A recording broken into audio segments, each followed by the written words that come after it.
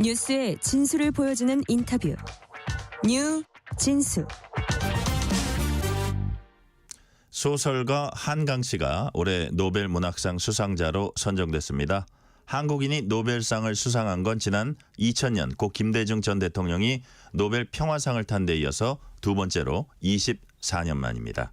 허희 문학평론가 모시고 한강 작가의 노벨 문학상 수상 의미와 작가의 작품 세계에 대해서 얘기 나눠봅니다. 허희 평론가님 어서 오세요. 네, 안녕하십니까. 반갑습니다.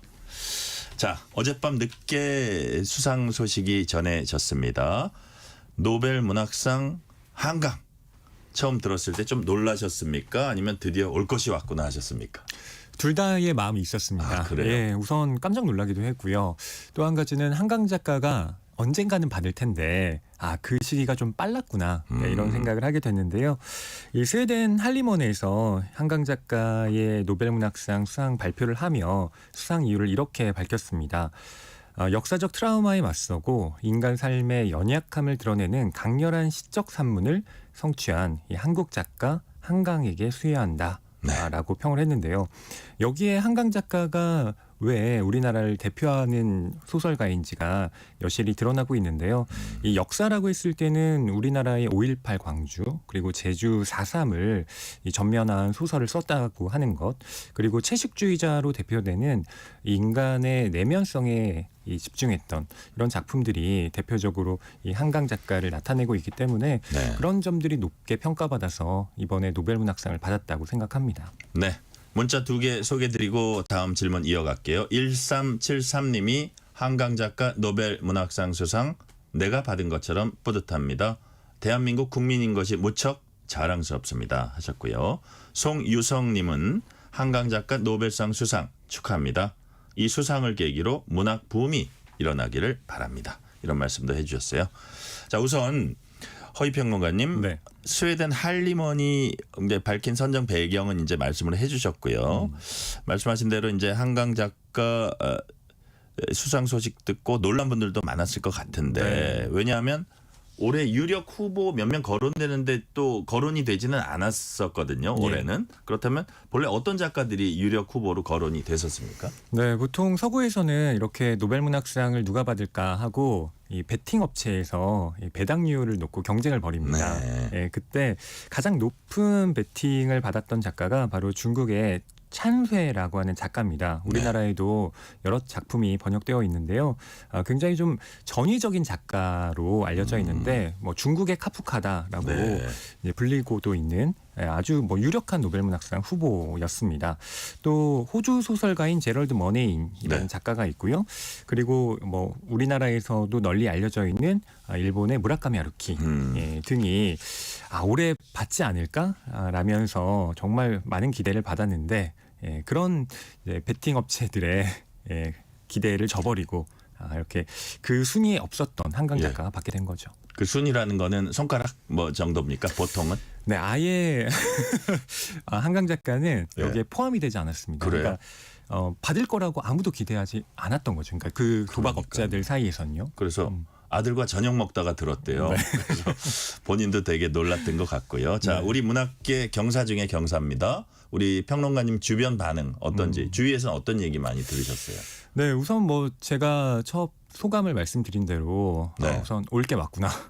올 게 왔구나. 또 노벨문학상이 사실은 한국 문학계의 오랜 수건이기도 했잖아요. 그게 드디어 이루어지면서 한국 문학이 다음 단계로 발전하기 위한 또 다른 디딤돌이 되었다라는 평도 주변에서 많이 듣고 있습니다. 네.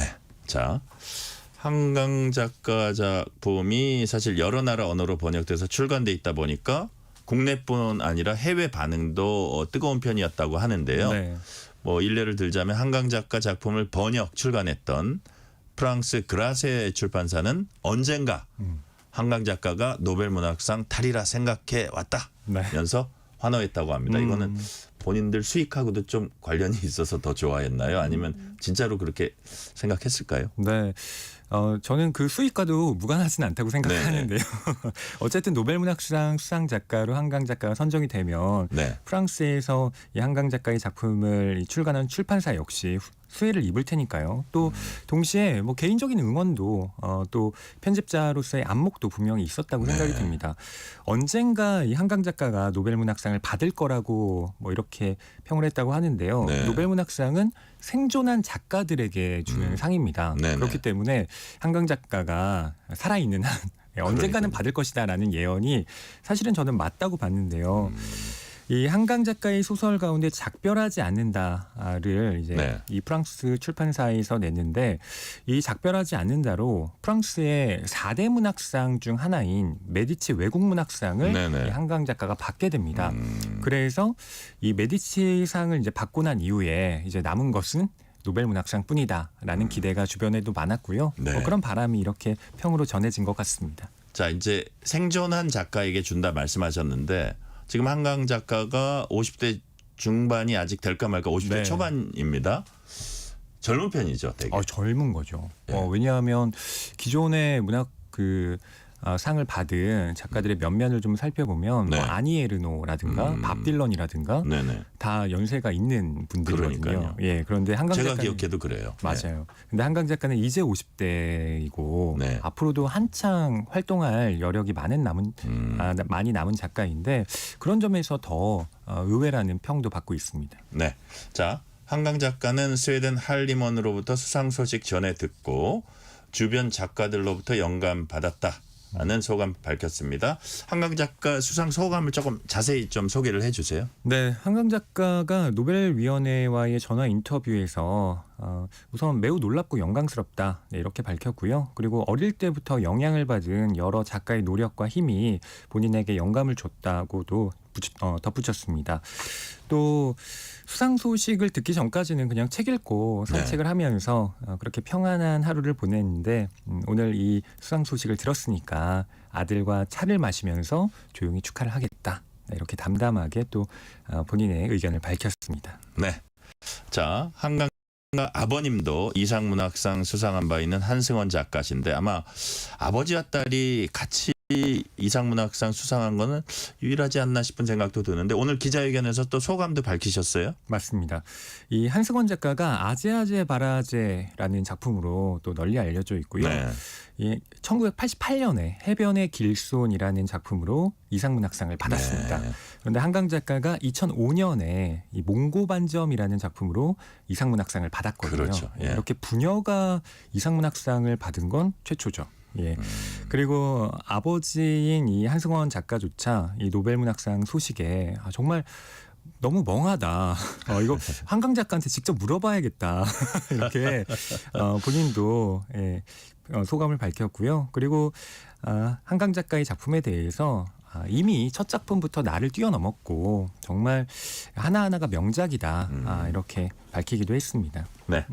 자, 한강 작가는 지난 1994년 처음 등단한 이후에 시적인 단어와 치밀한 구성력이 돋보인다 이런 평가를 받아왔고요. 우리 문학계 젊은 작가 가운데 대중성과 작품성을 모두 갖춘 작가로 이제 꼽히고 있고, 자, 아까 이제 그 스웨덴 할리먼은 이런 이유로 선정했다, 이런 작가다라고 이제 평가는 하고 규정은 했는데, 자, 우리 그 허희 평론가님이 보시기에 한강 작가 어떤 작가인지 좀 평가를 해주세요. 네, 우선 한강 작가가 1970년생입니다. 네. 광주에서 태어났고요. 그리고 대학에서는 국문학을 공부하고 아까 94년에 등단을 했다고 말씀을 해주셨는데 그게 24살에 이제 소설가가 된 건데 사실은 그 이전에 1년 네. 전에 23살에 시인으로 데뷔를 합니다.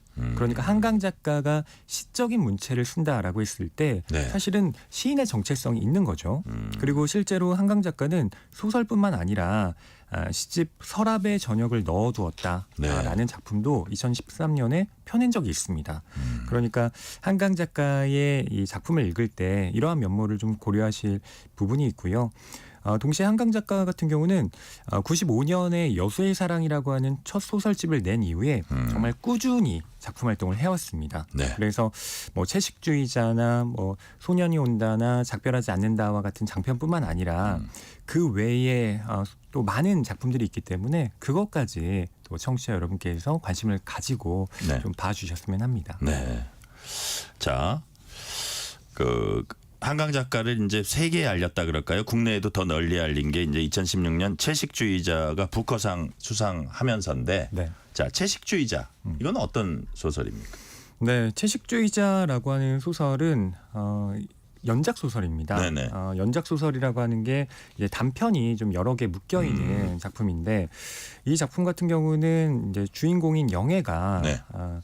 이 음식 그러니까 육식을 거부하는 이야기로 시작을 합니다. 근데 사실은 이것이 어떤 다른 생명을 죽이는 폭력에 대한 저항. 폭력에 대한 저항. 그렇습니다. 네네. 그렇게 읽히는 작품인데요. 여기에 이제 그 몽고반점이나 이제 나무불꽃 같은 이 작품이 같이 묶이면서 네. 채식주의자라고 하는 소설집으로 묶여 나왔고 이게 2007년에 한국에 나왔고 2016년에 부커상을 네. 받게 되면서 새롭게 주목받은 작품인 거죠. 네. 근데 3년여의 채식주의자 집필 기간 동안 무척 힘들었다 이런 그 말을 한 적이 있거든요. 한강 작가가 네. 어떤 부분이 이렇게 작가를 괴롭혔다고 보십니까? 한강 작가 본인의 말로는 네. 그 작품을 쓸 때 주인공을 둘러싼 여러 이미지들을 이제 찾고 있었는데 네. 과연 그 이미지들이 정말 딱 맞을까? 어떤 것이 정확한 걸까라고 하는 부분에 있어서 많은 예. 고민을 했다고 합니다. 그게 이제 한강 작가가 갖고 있는 이 시적인 연상 작업, 네. 시인으로서의 정체성과도 관련이 있는 거죠. 네. 자, 처음 채식주의자가 부커상 이제 수상했을 때요. 또 네. 번역의 힘이 컸다. 이런 얘기도 또 나왔더라고요. 이 부분은 우리 평론가님은 어떻게 보세요? 네. 한강 작가가 이 채식주의자를 받은 것이 네. 정확한 명칭은 맨부커 인터내셔널 상이거든요. 네네. 이제 맨그룹의 후원이 이제 없기 때문에 요즘에는 부커상이라고 네네. 그냥 불립니다만 이 인터내셔널 부문의 경우에는 영어로 번역된 소설을 대상으로 합니다. 그렇기 때문에 이 작품은 이 번역의 가치를 매우 높이 평가하거든요. 수상자 역시 작가뿐만 아니라 그 작품을 영어로 번역한 번역자에게 함께 수상을 합니다. 네. 또 그 상금도 절반씩 나눠서 줘요. 예. 그렇군요. 데보라 스미스라고 하는 이 번역가가 영어로 한강 작가의 이 한국어가 갖고 있는 묘미를 살리면서 이 작품을 전했기 때문에 사실은 수상이 가능했다. 뭐 이런 평도 적지 않거든요. 그래서 한강 작가 역시 소설에는 톤이 중요한데 그런 번역의 톤을 정말 이 데보라 스미스가 잘 살렸다. 이렇게 밝힌 적도 있습니다. 그때 그 수상할 때 화면을 보면 둘이 같이 올라갔던 맞습니다. 그런 예. 그 화면이 기억이 나네요. 자, 한강 작가의 작품은 한국적 서사 속 인간의 아픔, 고뇌를 녹였다. 이런 또 평가를 받고 있죠. 네. 소설 소년이 온다는 5.18 민주화 운동에서 모티브를 받은 작품이죠. 그렇습니다. 그러니까 이 소년이 온다가 네. 나왔을 때 저도 북토크를 한강 작가와 함께 하면서 대담을 나눈 적이 있는데 그때 한강 작가의 말이 기억나는 게 광주에서 태어났잖아요. 네. 그런데 이 5.18 민주화 운동이 일어나던 때는 한강 작가가 이제 이사를 해서 서울로 왔던 때입니다. 그러니까 그렇군요. 그 광주의 현장을 직접 경험했던 건 아니에요. 하지만 그것이 이제 자기의 어떤 트라우마처럼 남아서 언젠가 내가 이 작품을 써야겠다라는 마음을 지속적으로 가졌고 또 이 작품을 쓸 때 광주뿐만 아니라 전 세계에서 일어나고 있는 국가폭력의 문제, 네. 학살에 대한 여러 가지 기록들을 꾸준히 공부하면서 이 작품을 쓴 거예요. 네. 동시에 그것을 이성적으로만 접근한 게 아니라 소설을 쓰는 내내 아팠다라는 이 고백도 했거든요. 네. 그러니까 그런 점에서 이 작품이 그저 기획의 산물이 아니라 이 작가가 정말 심신을 기울여서 쓴 역작이구나라고 하는 것을 알 수가 있습니다. 정말 뼈를 깎아서 쓴다 이런 표현도 쓰는데 네. 작년엔 신간 작별하지 않는다로 프랑스 4대 문학상을 불리는 메디치상 이제 받았는데 네. 한강 작가 본인이 노벨위원회 인터뷰에서 이런 질문을 받았어요. 방금 당신에 대해 알게 된 사람에게 어떤 책부터 읽으라고 제안하고 싶은가라고 물었더니 작별하지 않는다 네. 하고 흰 이 두 개를 추천을 했습니다. 어떤 작품입니까? 짧게 네. 소개해 주세요. 네, 한강 작가의 뭐 가장 근작이고요. 작별하지 않는다는 제주 4.3을 소재로 한 그 작품입니다. 네. 소설가인 경하, 그 인선의 엄마인 정심으로 옮겨가면서 이야기가 또 이어지는데요.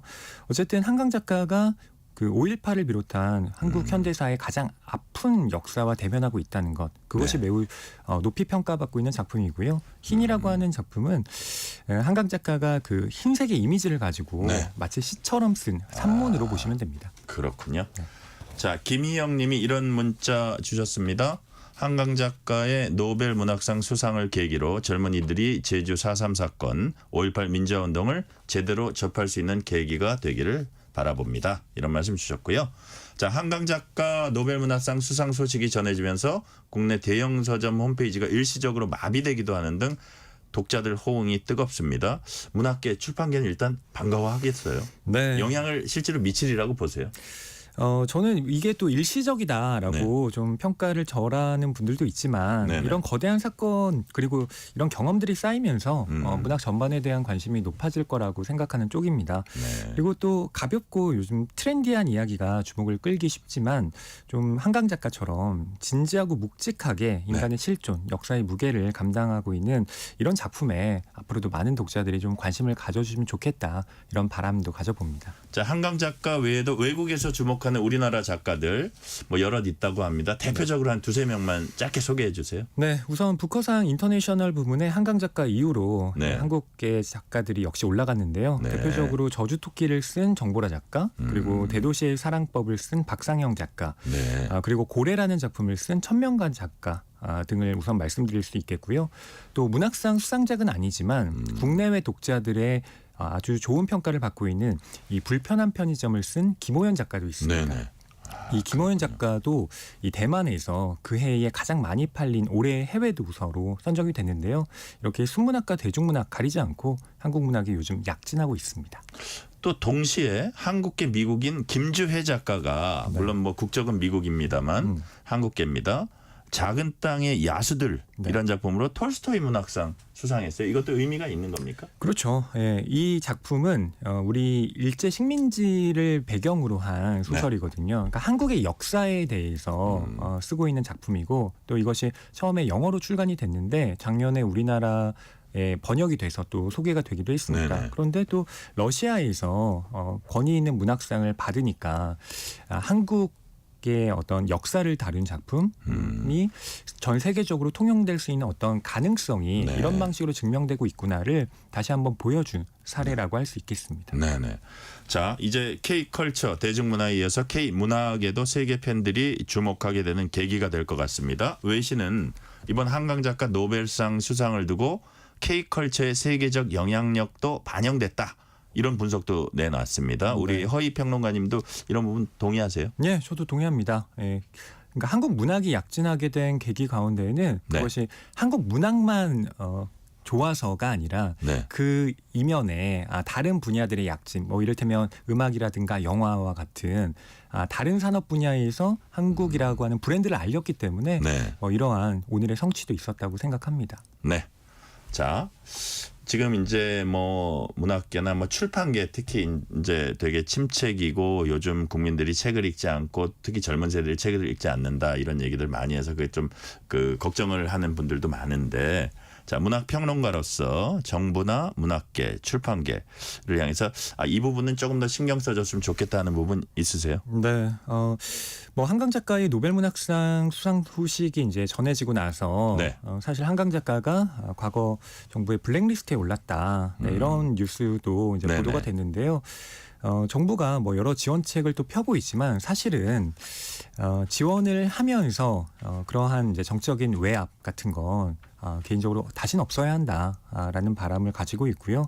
그런 점에서 저는 오늘 이제 정부를 향해서도 사실은 그런 이제 목소리를 좀 대신 전달하고 싶었습니다. 그러니까 문학계나 출판계 한마디만 하신다면 어떤 게 있을까요? 뭐 문학계나 출판계는 지금 뭐 열심히 한국 문학의 우수성을 알리기 위해서 노력하고 있거든요. 그런 점에서 앞으로 해온 만큼 더 이 열정을 계속 가져가기를, 저 역시 뭐 그 일원으로서 노력하겠다라는 말씀을 드리고 싶습니다. 상황이 녹록지는 않지만 열정을 가지고 앞으로 해온 만큼 했으면 좋겠다. 시간이 지금 한 1분 정도 남았는데 마지막 질문 하나 드릴게요. 네. 지금 뭐 한강 작가 노벨상 수상 이 계기로 마지막으로 이제 독자들에게 이런 말씀 하나는 하시고 싶은 말씀이 있으면 한 말씀 해주세요. 네, 뭐 현재 시중에 구할 수 있는 한강 작가의 책이 네.